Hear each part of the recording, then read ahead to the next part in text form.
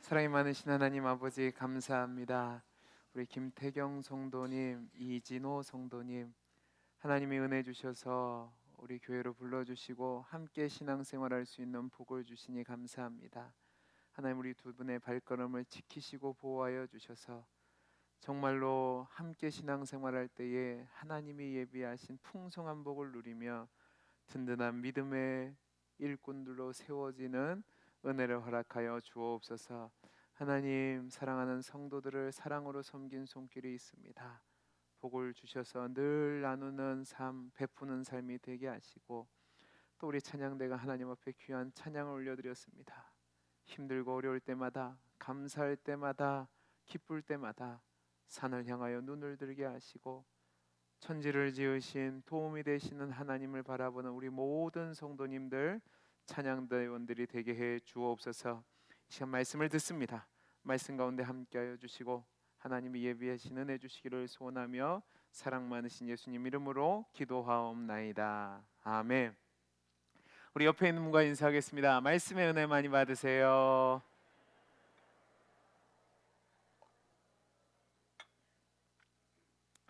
우리는 지난주부터 죽음에 이르는 7가지 대죄에 대해서 살펴보고 있고, 지난주에는 첫 번째로 교만이라는 죄에 대해서 살펴봤습니다. 그 교만이 무엇인지, 결과가 무엇인지 지난주에 살펴봤는데, 교만은 한마디로 정의하면 하나님과의 관계가 단절되어서 하나님 없이 행하는 겁니다. 하나님이 없으니까 자신이 하나님 것처럼 하나님의 통치를 거부하고 내가 중심이 되어서 내가 높아지는 자리에서 살아가는 것, 그것이 교만이라고 말씀을 드렸고, 결국 그 교만은 패망으로 나아갈 수밖에 없다고 말씀을 드렸습니다.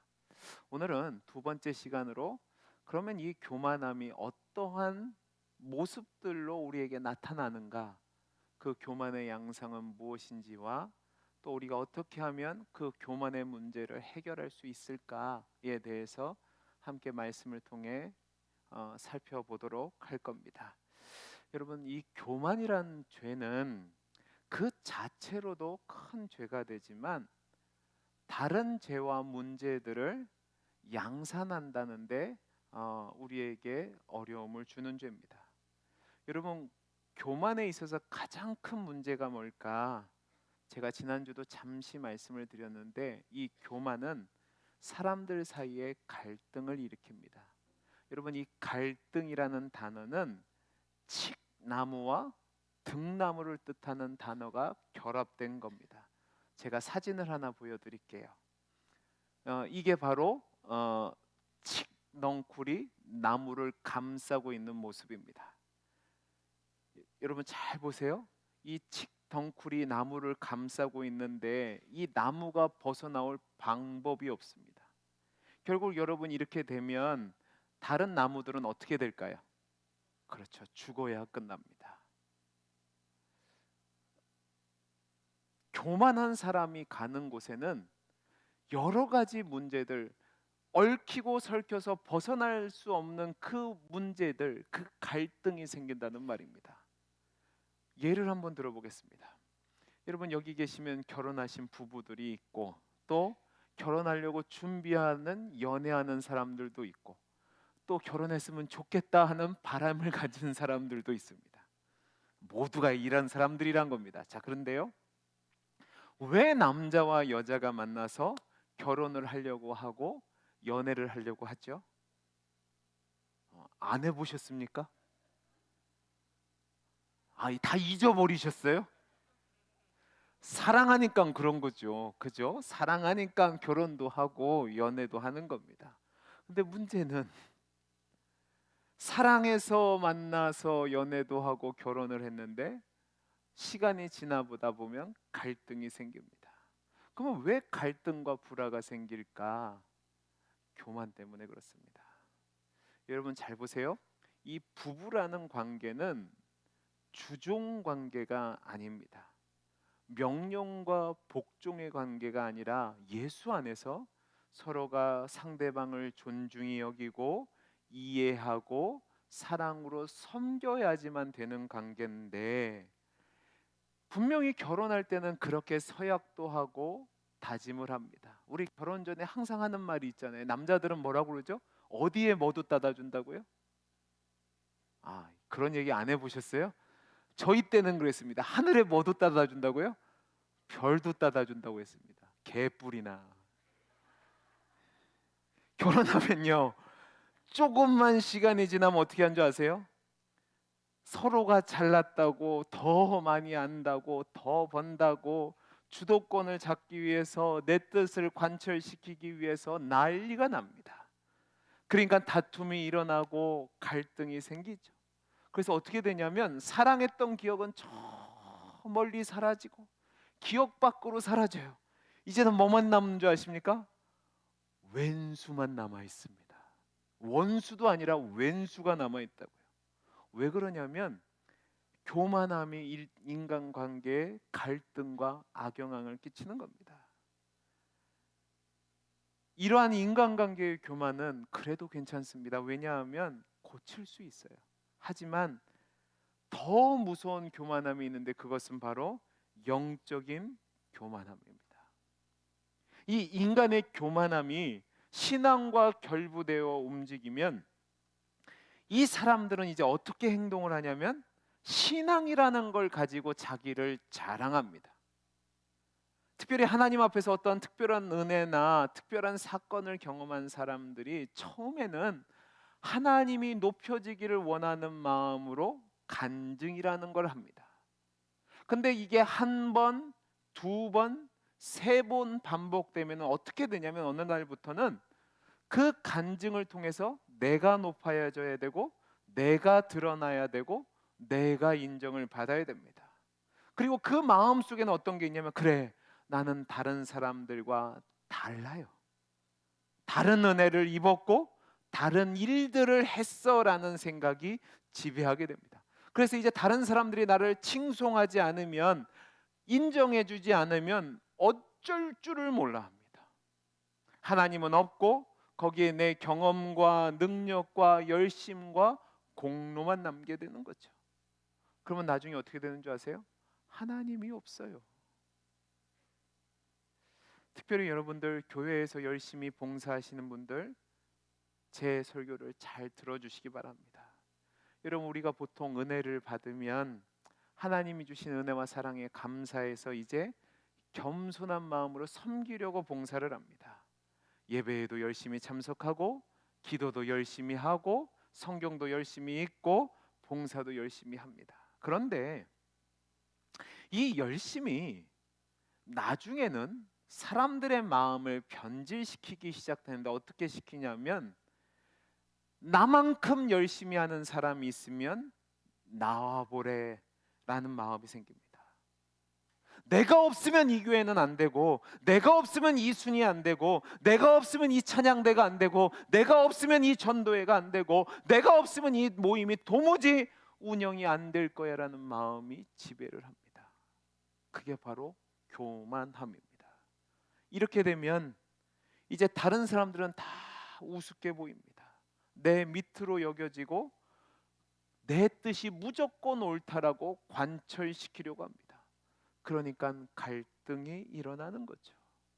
여러분, 이 사람들은 하나님도 못 말립니다. 그래서 여러분 중에서 열정이 있고 열심히 있고 주를 위해 무엇인가 해보겠다고 하시는 분들은, 또 무엇인가를 이룬 경험이 있는 분들은 정말로 조심해야 됩니다. 오늘 우리가 읽은 말씀에도 바로 그 얘기가 나옵니다. 여러분, 오늘 말씀 11장 20절에서 24절 말씀은 예수님이 근거지로 삼았던 가버나움을 중심으로 주변에 있었던 가버나움과 고라신과 벳세다를 책망하시는 내용입니다.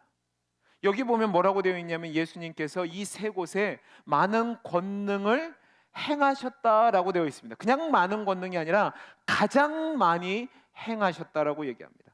근데 문제는 이들이 회개하고 예수님을 믿고 영접하지 않았습니다. 이 말씀이 있는 마태복음 11장 앞구절을 보면 예수님을 영접한 것이 아니라 대신 계속해서 예수님께 시비를 거는 모습이 보입니다.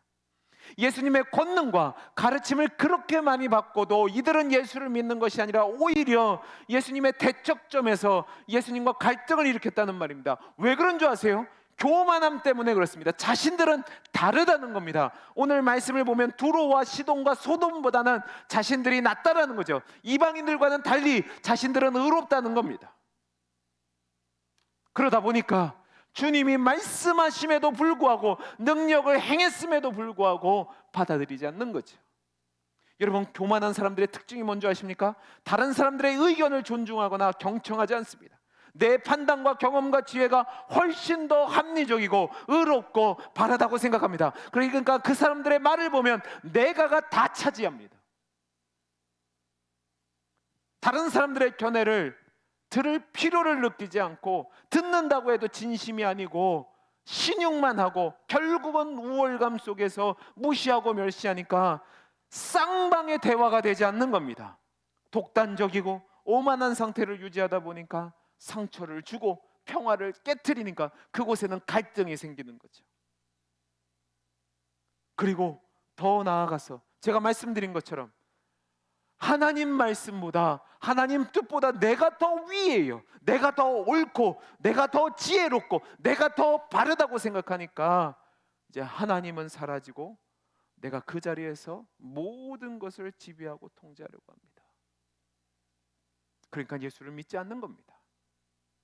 그래서 주님이 이 바리새인들과 서기관들 그리고 예수님을 거역했던 유대인들을 향해서 책망하시는 겁니다. 사랑하는 성도 여러분, 여러분들을 스스로 점검해 보시기 바랍니다. 혹시 여러분 중에서 여러분의 수고와 열심과 노력 또 그것을 통해서 이룬 것들 때문에 스스로 높아져서 주변과 갈등을 일으키는 사람은 아닙니까? 여러분만 가면 좋았던 분위기가 숙연해지고 서먹서먹해지고 여러분만 가면 사람들이 입을 꾹 닫고 여러분이 가면 여러분 때문에 힘들어하고 여러분 때문에 싸움이 일어나지 않습니까? 여러분, 교만은 갈등을 일으킵니다. 두 번째로 교만의 다른 양상은 따라해 보시기 바랍니다. 자기 기만. 예, 교만한 사람은요 자기 기만에 빠집니다. 이 자기 기만이라는 말은 무슨 말이냐면 자기 양심에서 벗어난 말이나 행동을 하면서도 스스로 속이는 사람을 자기 기만하는 자라고 얘기합니다. 그러니까 스스로에게 거짓말하는 사람이에요. 논리적인 말로 보면 스스로에게 거짓말을 해서 속인다 말이 되지 않아요. 그런데 교만한 사람은 그 말이 안 되는 일을 하는 겁니다. 스스로를 속이며 거짓된 것을 알면서도 거짓된 것을 의도적으로 주장해요. 심리학 용어 중에서 리플리 증후군이라는 단어가 있습니다. 이게 뭐냐면 리플리 증후군에 걸린 사람들은 자기의 현실을 부정하면서 자신이 만든 허구를 진실이라고 믿고 거짓말과 행동을 반복하는 반사회적 인격 장애를 드러냅니다. 그러니까 이 사람들은 어떤 사람들이냐면 나는 얼마 안 되는데 내 욕망은 이만큼 커요. 그러니까 그 차이를 거짓말로 메꾸는 거예요. 그리고 거짓말을 하면서 점차 자기가 그런 사람이라고 믿는 거죠. 이런 사람들은 대부분 컴플렉스에서 시작합니다. 그러니까 거짓으로 다른 사람들의 신분을 사칭하고 그 거짓말의 위안을 느끼고 그리고 나중에는 어떻게 되냐면 사실인지 거짓말인지 차이를 몰라요. 근데 바로 교만한 사람들이 그런 사람들입니다. 스스로를 속이며 그것이 사실인 것처럼 행동하는 거죠. 여러분, 사도 바울이 갈라디아서 6장 3절에서 이렇게 말씀했습니다. 우리 같이 한번 읽어보죠. 시작. 만일 누가 아무것도 되지 못하고 된 줄로 생각하면 스스로 자, 보세요. 속입니다. 아무것도 되지 못하고 된 줄로 생각하면 스스로 속인대요.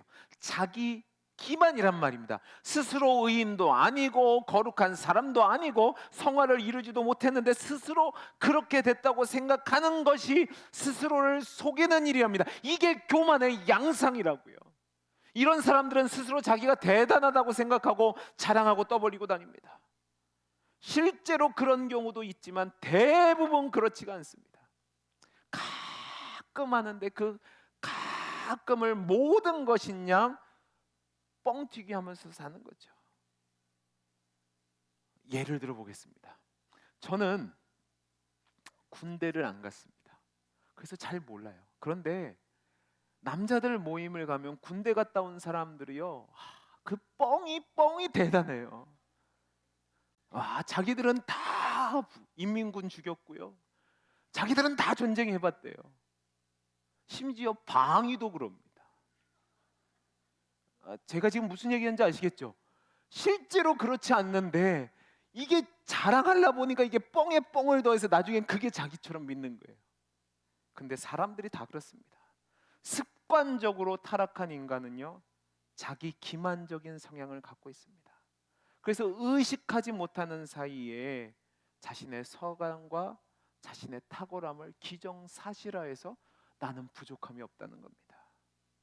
여러분, 우리 주변을 둘러보면 정말로 우리나라가 병적인 갈등의 상황과 직면하고 있습니다. 남자와 여자가, 어르신들과 젊은이들이, 보수와 진보가, 경상도와 전라도가, 가진 자와 못 가진 자와 배운 자가 배우지 못한 자가 심각한 갈등을 벌입니다. 근데 이 갈등을 가만히 보면 서로가 스스로 자신이 잘났다고 합니다. 그러니까 자신의 잘못은 문제가 안 돼요. 다른 사람들이 내 잘못을 이해해 줘야 되고 법원이 판단을 잘못한 겁니다. 그 판단을 받았다 해도 나는 저 사람보다는 낫다는 겁니다. 내 잘못은 인정하지 않아요. 내 의만 내세우는 거예요. 그러니까 갈등이 일어나는 거예요. 여러분, 오늘 말씀 25절에서 27절 우리 같이 한번 읽어보겠습니다. 우리 같이 읽어보죠. 시작.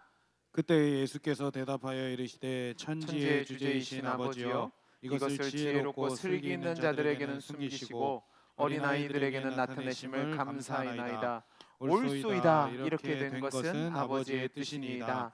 내 아버지께서 모든 것을 내게 주셨으니 아버지 외에는 아들을 아는 자가 없고 아들과 또 아들의 소원대로 계시를 받은 자 외에는 아버지를 아는 자가 없느니라. 여러분, 예수님이 뭐라고 얘기하냐면 구원에 대한 진리를 지혜롭고 슬기 있는 자들에는 숨기시고 어린 아이들에게 나타내심을 감사한다고 말씀하십니다. 그러면 여기서 얘기하는 지혜롭고 슬기로운 자들이 누굴까?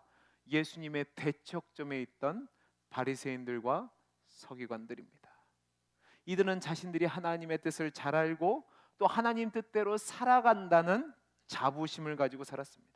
그러다 보니까 스스로가 가난하고 곤고하고 헐벗고 굶주리고 죄악된 것은 보지 못하고 스스로 다른 사람보다 자신이 의롭고 선하고 지혜롭다고 하는 스스로 속이는 삶을 살았다는 말입니다. 이 바리새인들과 서기관들의 대표적인 양상을 예수님이 마태복음 18장에서 말씀하시는데, 특별히 우리 9절에서 14절 말씀을 같이 하나만 읽어볼까요? 저와 여러분이 한 절씩 교독해 보겠습니다. 또 자기를 의롭다고 믿고 다른 사람을 멸시하는 자들에게 이 비유로 말씀하시되 두 사람이 기도하러 성전에 올라가니 하나는 바리새인이요 하나는 세리라. 바리새인은 서서 따로 기도하여 이르되 하나님이여, 나는 다른 사람들 곧 토색, 불의, 간음하는 자들과 같이 아니하고 이 세리와도 같지 아니함을 감사하나이다. 나는 일에 2번씩 금식하고 또 소득의 11조를 드리나이다 하고. 세리는 멀리 서서 감히 눈을 들어 하늘을 쳐다보지도 못하고 다만 가슴을 치며 이르되 하나님이여, 불쌍히 여기소서, 나는 죄인이로소이다 하였느니라. 내가 너희에게 이르노니 이에 저 바리새인이 아니고 이 사람이 의롭다 하심을 받고 자기의 집으로 내려갔느니라. 무릇 자기를 높이는 자는 낮아지고 자기를 낮추는 자는 높아지리라 하시니라. 여러분, 여기서 예수님이 자기를 의롭다고 믿고 자기를 다른 사람을 멸시하는 자들에게 비유하겠다고 했는데, 이들이 누구냐? 바로 바리새인들과 서기관들입니다. 자기 기만에 빠져서 다른 사람을 무시하는 자들이었단 말입니다. 바리새인과 세리가 성전에 올라가서 기도합니다. 그런데 바리새인의 기도를 보십시오. 이거는 기도가 아니라 자기 자랑입니다. 나는 토색과 불의와 간음을 행하지 않고 저 세리와 같지도 아니하고 대신 의로운 행동 1회에 2번이나 금식하고 11조를 드린다는 거죠. 여러분, 바리새인들의 출발은 나쁘지 않았습니다. 이스라엘 백성이 하나님을 떠나 세속화되고 있을 때 이들의 처음 출발은 하나님께로 돌아가자고 하고 시작됐던 자들입니다. 그런데 어느 순간 율법을 따라 행동하고 율법을 연구하고 바르게 살아가는 자신들의 모습에 스스로 도취되어서 자기 기만에 빠져서 이제 다른 사람이 안 보이는 겁니다. 나는 다른 사람보다 의롭고 나는 구별되고 선하고 바르게 산다는 거죠. 그런데 하나님 보시기에는 세리와 별반 다르지 않는 죄인이었고 하나님이 필요한 자들이었습니다. 그럼에도 불구하고 그들은 하나님이 필요 없었어요. 왜? 내가 낫거든요. 그러니까 이들의 특징이 뭐냐면 다른 사람들의 허물을 찾기에 분주했고 그것을 통해서 스스로를 의롭다고 증명하고 자랑했습니다. 여러분, 이런 자들의 특징이 어떻게 나타나냐면 상석에 앉기를 좋아하고 문안받기를 좋아했다라고 말씀합니다. 자신들이 율법을 연구하고 그 율법에 관련된 일들을 하고 그것을 하니까 지혜롭고 의롭고 선하다고 생각해서 마땅히 존중을 받아야 된다고 생각한 거예요. 그러나 예수님이 그들에게 뭐라고 얘기하십니까? 참된 지혜와 진리를 모르는 어리석은 자, 헛된 우월감, 스스로를 속이는 자기 기만에 빠져서 결국은 하나님의 은혜에 들어가지 못한 자라는 거죠. 여러분, 우리 주변에도 이러한 자기 기만, 영적 교만함에 빠진 사람들을 많이 보게 됩니다. 예를 들어 보겠습니다. 기도를 많이 하는 성도님들, 이런 분들이 어려움을 당하는 성도를 보면 힘들지, 기도해 줄게 그래야 되는데 내 너 그럴 줄 알았다. 그러니까 기도하라고 했잖아. 하나님이 너 지금 기도하라고 하는 거야.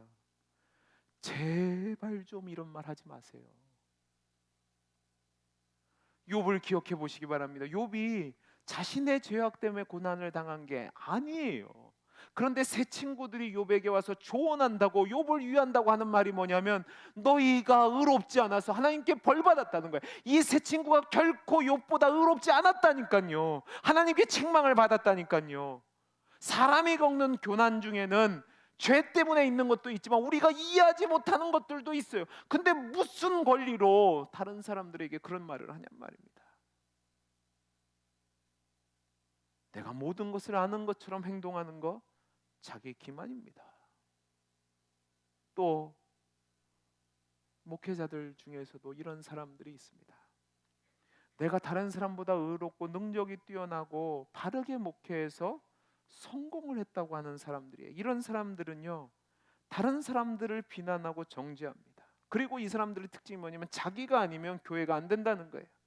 교회가 크게 부흥한 게 다 자기 때문이라는 겁니다. 제가 학부 때 있었습니다. 제가 총신대학교 신학과를 나왔는데 그때는 저희 학교는 화수목금 4일 동안 매일 경건회를 드렸습니다. 외부에서 목사님을 모셨는데 그때 제가 학부 다닐 때 그 당시 소위 뜨는 목사를 한 사람 모셔왔습니다. 모셔와서 설교를 듣는데 제가 도중에 욕하고 나가버렸습니다. 그 사람이 설교를 하는 게 이렇습니다. 왜 교회가 부흥 안 되는 줄 아십니까? 기도 안 하니까 그러는 겁니다. 말씀 제대로 모르니까 그렇게 안 하는 겁니다. 열심히 없어서 그렇습니다. 자기는 성도들 위해서 눈물을 흘려 기도하니까 교회가 부흥됐다는 거예요. 지랄이나. 누구냐면 전병욱입니다. 여러분, 지금도 작은 교회에서 눈물을 흘려 성도들 위해서 기도하는 목사님들이 얼마나 많은지 아십니까? 정말로 열심으로 복음을 전하기 위해서 애쓰는데 평생에 한 명을 전도 못하는 선교사님들도 계십니다. 그러면 그분들이 기도 안 한 건가요? 열심이 없는 건가요? 능력이 없는 건가요? 아니죠. 모든 주권은 누구에게 있는 거예요? 하나님에게 있는 거예요. 여러분, 교회의 부흥은 목사가 시킨 겁니까? 하나님이 주시는 겁니까? 그러면 하나님은 내 앞에서 겸손해야죠.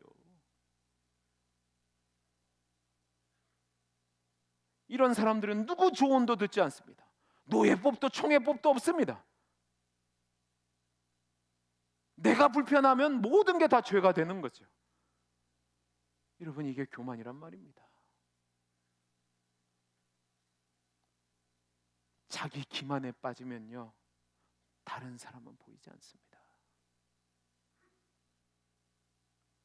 성경은 뭐라고 얘기하냐면, 이런 자기 기만에 빠진 자에게 하나님 나라의 비밀을 숨기시고 오히려 지극히 작은 자들에게 그것을 나타낸다고 얘기합니다. 사랑하는 성도 여러분, 여러분 스스로를 점검해 보시기 바랍니다. 혹시 여러분은 이만큼밖에 되지 않는데 이만한 사람인 양 자기를 스스로 속이며 행동하고 계시지는 않습니까? 교만입니다.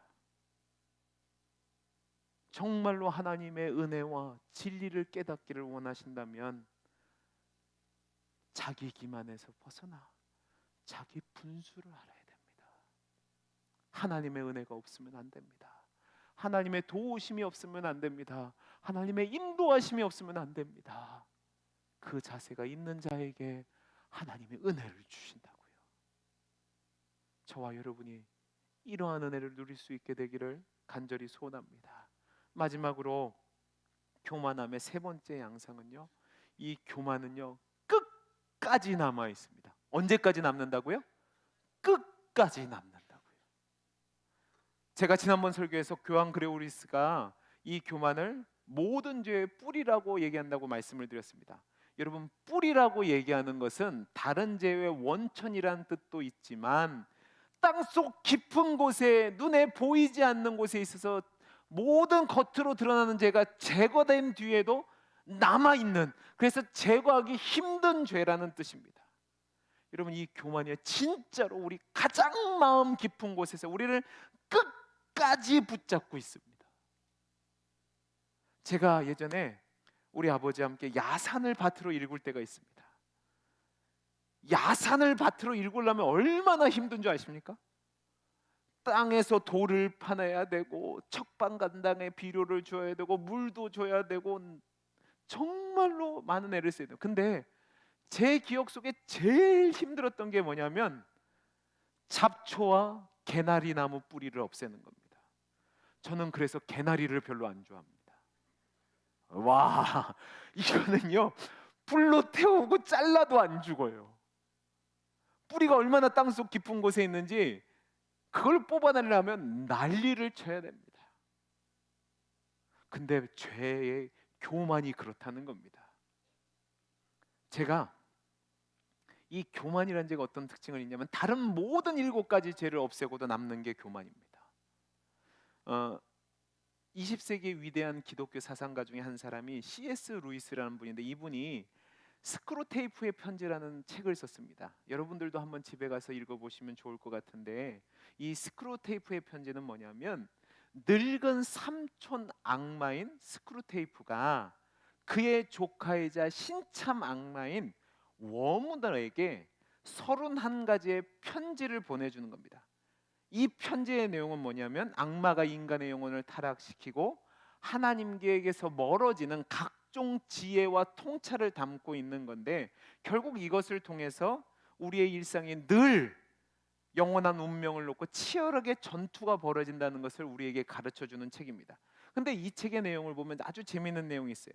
자, 스크루테이프가 조카 워무드에게 편지를 썼는데 들어보시기 바랍니다. 신자가 겸손해지면 위기감을 갖고 긴급히 대응을 해야 된다. 그 상황에서는 무엇보다, 잘 보세요, 자기가 겸손해졌다는 사실에 관심을 갖도록 유도해야 된다. 왜냐하면 그렇게 할 때 세상에 내가 이렇게 겸손하다니 라는 자부심과 만족감을 갖게 되고, 그 순간 겸손해졌다는 교만이 고개를 쳐들게 되기 때문이다 라고 되어 있습니다. 그러니까 워무드에게 뭐라고 얘기하냐면,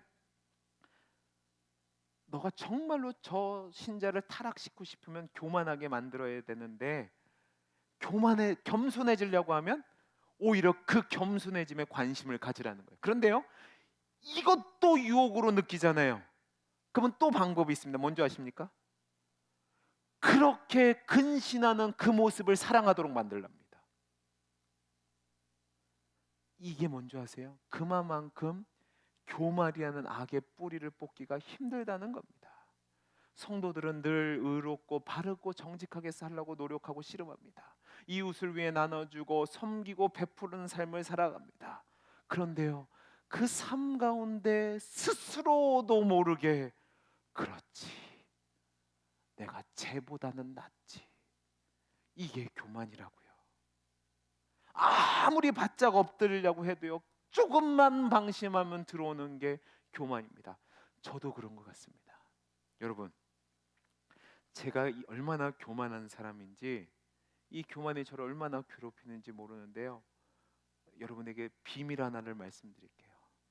설교할 때도 교만해집니다. 어떤 거냐면, 제가 어느 날 설교가 잘 준비가 될 때가 있어요. 이 설교를 하는데 여러분들이 막 아멘도 크게 해주시고 막 저를 이렇게 사랑스러운 눈으로 보잖아요. 아니신가요? 사랑스러운 눈으로 보잖아요. 그럼 마음속에서 어떤 생각이 드는 줄 아십니까? 그렇지, 이거죠. 이게 교만이라고요. 근데 여러분, 여기 모두가 다 그런 마음입니다. 이 교만이 가장 끝에 있다고요. 그래서 정말로 이 뿌리채 뽑아내지 않으면 이 교만은 시시때때 우리를 넘어뜨리려 한다는 겁니다. 제가 세 가지 말씀드렸습니다. 첫째는 갈등, 두 번째는 자기 기만, 세 번째는 끝까지 남는다는. 그러면 어떻게 하면 이 교만을 물리칠 수 있을까? 오늘 말씀에서 그 방법이 있습니다. 우리 28절에서 30절 말씀 같이 한번 읽어보겠습니다. 시작. 수고하고 무거운 짐진 자들아 다 내게로 오라. 내가 너희를 쉬게 하리라. 나는 마음이 온유하고 겸손하니 나의 멍에를 메고 내게 배우라. 그리하면 너희 마음이 쉼을 얻으리니 이는 내 멍에는 쉽고 내 짐은 가벼움이라 하시니라. 여러분, 다 내게로 오라. 그러면 내가 너희를 쉬게 한다고 얘기합니다. 이 말은 내게로 오기만 하면 내가 너에게 참 평안을 준다는 거죠. 평안이 있어야 쉼을 가질 수 있습니다. 그리고 그 다음 말씀을 보시기 바랍니다. 주님이 주시는 참된 평안한 가운데 쉼을 어떻게 얻느냐? 마음이 온유하고 겸손한 예수님의 멍에를 메고 배우는 겁니다. 그렇게 할 때 마음의 쉼을 얻고 평안을 얻습니다. 이것이 바로 우리가 교만의 뿌리를 뽑고 겸손한 자로 살아가는 유일한 방법인데, 따라해 보시기 바랍니다. 자기 부인, 바로 그것이 교만을 이기는 유일한 길입니다. 그러면 자기 부인이 뭐냐? 나는 아니야, 나는 아니야. 그게 자기 부인이 아니고, 성경이 말하는 자기 부인은 나보다 하나님을 더 사랑하고 나보다 이웃을 더 사랑하고 존중하는 것이 바로 자기 부인입니다. 여러분, 예수님이 왜 온유하고 겸손하셨습니까? 바로 자기보다 하나님을 더 사랑해서, 아버지를 사랑해서 아버지의 뜻을 이루셨고, 또 우리를 사랑하셔서 죽기까지 순종하신 겁니다. 그러면 저와 여러분이 정말로 주님을 따라가는 성도로서 겸손의 자리를 잇기를 원한다면, 자기 부인, 나보다 더 하나님을 사랑하고 나보다 더 이웃을 사랑하고 온유함과 겸손함으로 살아가는 거예요. 그러면 이 온유함과 겸손함은 어디서 나오느냐? 사랑하면서 나온단 말입니다. 내가 하나님을 가장 사랑할 때 하나님이 최고의 존재라는 것을 인식하고 하나님 앞에서 온유하고 겸손할 수 있습니다. 내가 이웃을 사랑할 때 나보다 낮게 여기고 온유하고 겸손할 수 있다는 말입니다. 여러분, 내 옆에 있는 아내, 내 옆에 있는 남편, 내 옆에 있는 자녀들, 내 옆에 있는 성도님들은 여러분 것이 아니라 하나님이 만드시고 하나님께 속한 자입니다. 그러면 우리가 하나님을 사랑한다면 그 하나님께 속한 자들을 존중하고 사랑하고 자비를 베풀어야죠. 그렇게 할 때 우리에게 교만함은 사라지고 굴림함은 사라지고 우리 하나님을 낮게 여기고 그들을 존중할 수 있다는 말입니다. 여러분, 예수를 잘 믿는 게 뭔지 아십니까? 조용하고 얌전하고 예배 잘 드리고 순종하고 기도 많이 하고 경건의 모습 갖는 거 아니요. 진짜로 예수를 잘 믿는 것은 하나님을 가장 사랑하고 그 사랑함으로 말미암아 하나님을 내 중심에 놓고 하나님 뜻대로 살아가는 것, 그래서 자기를 부인하고 그 말씀에 순종하고 그 말씀대로 살아내는 것, 그게 자기 십자가를 지고 주님을 따라가는 거예요. 그리고 그 삶 가운데에 내 옆에 있는 이웃을 사랑하는 겁니다.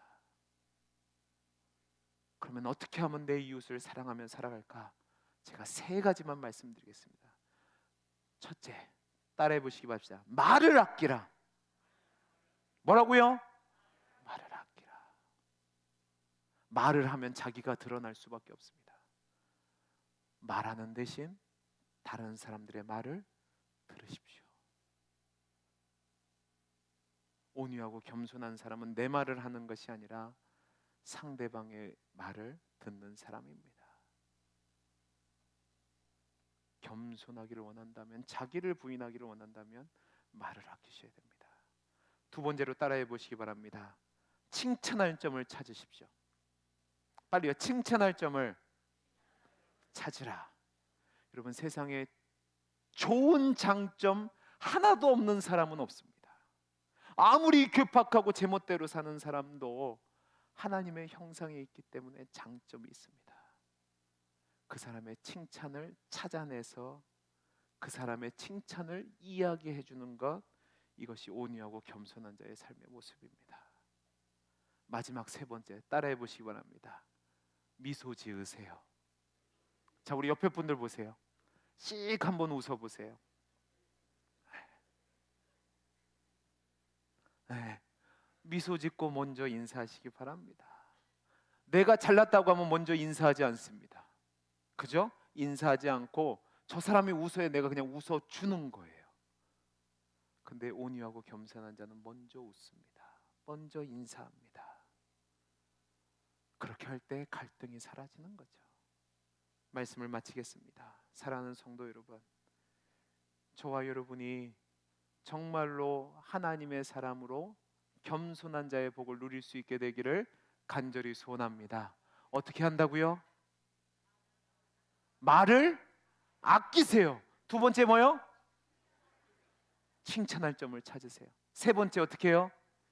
웃으세요. 제발 인상 쓰지 마세요. 그리고 부탁입니다. 설교 때 인상 쓰지 마세요. 제가 겁을 먹습니다. 예수님이 하신 것처럼 남을 나쁘게 여기고 온유하고 겸손함으로 살아갈 때에 저와 여러분이 교만에서 해방되고 진정한 평화와 쉼을 누리는 복된 인생이 될 줄로 믿습니다. 그 은혜를 누리는 저와 여러분이 되기를 간절히 소원합니다. 기도하겠습니다. 사랑이 많으신 하나님 아버지, 우리가 예수님을 닮아서 자기를 부인하게 하시고 온유하고 겸손한 가운데 살아가는 복된 인생이 되게 해 주옵소서. 은혜 주시기를 소원하며 사랑 많으신 예수님 이름으로 기도하옵나이다. 아멘. 우리 찬송